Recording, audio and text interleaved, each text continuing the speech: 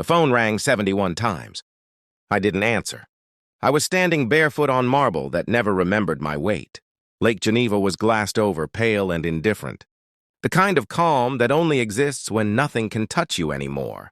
My reflection stared back from the window, older, thinner, quieter. A man erased and rewritten. The last message blinked on the screen. Please call. It's urgent. Urgent. That word used to control my pulse. 6 months ago, another call had done that. A courtroom clerk. Neutral voice. Official tone. You are ordered to maintain distance from your daughter. Distance. As if love could be measured in meters. As if truth could be restrained by paper. I poured myself a drink I didn't need. The ice cracked.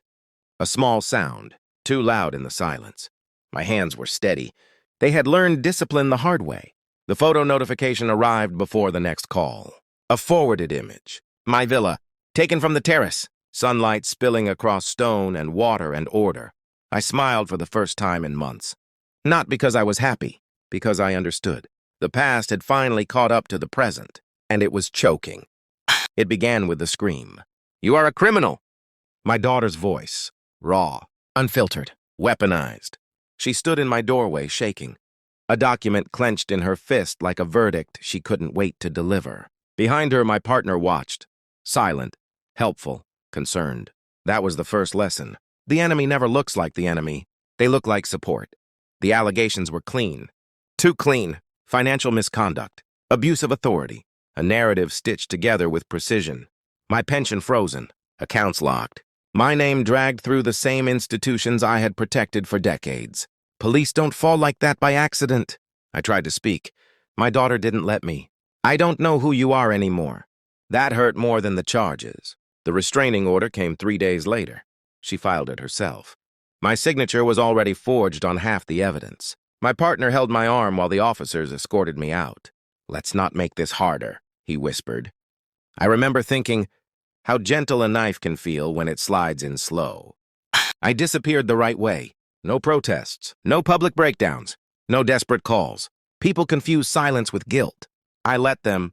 I moved into a rented room with a view of nothing. I read the case files as if they belonged to a stranger. Patterns emerged. Transfers timed when I was out of the country. Emails sent from my terminal when I was on record in meetings. My partner knew my schedule, knew my passwords, knew my weaknesses.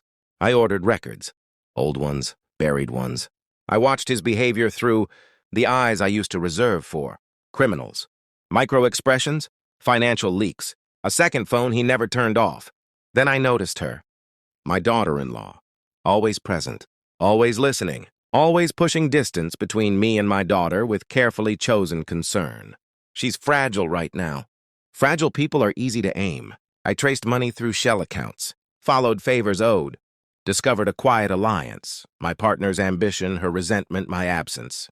They didn't want me gone. They wanted me erased.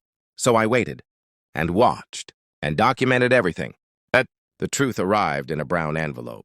No return address. Inside, bank statements, audio transcriptions, a video still. My partner, signing documents, using my credentials, smiling. I invited him to meet. Neutral ground, coffee, daylight. I slid the folder across the table. He didn't open it. I already know, I said. That broke him. His face collapsed inward, like a building condemned from the inside. He reached for words, excuses, loyalty twisted into fear. She pushed me, he said. Your daughter-in-law. She said you'd ruin us all if you stayed. I nodded. Of course she did. I stood, adjusted my coat. I'm done, I said, and meant something far colder than forgiveness. Justice doesn't need noise. It needs timing. The investigation reopened quietly. My name cleared without apology. His indictment followed. Fraud, conspiracy, career, annihilated with the same efficiency. He admired in me. I didn't attend the hearings. I was busy accepting a job offer. Police commissioner. Switzerland. A country that respects silence. Thanksgiving came with a call. If you want to join, my daughter-in-law sneered, come wash the dishes. I paused, then smiled. Enjoy, I said. The photos went live an hour later. Public, official, unavoidable. My phone exploded. 71 missed calls. I answered none. Power doesn't shout. It watches. I stand on my terrace now, above a lake that keeps its secrets. I don't feel victory or regret, just clarity.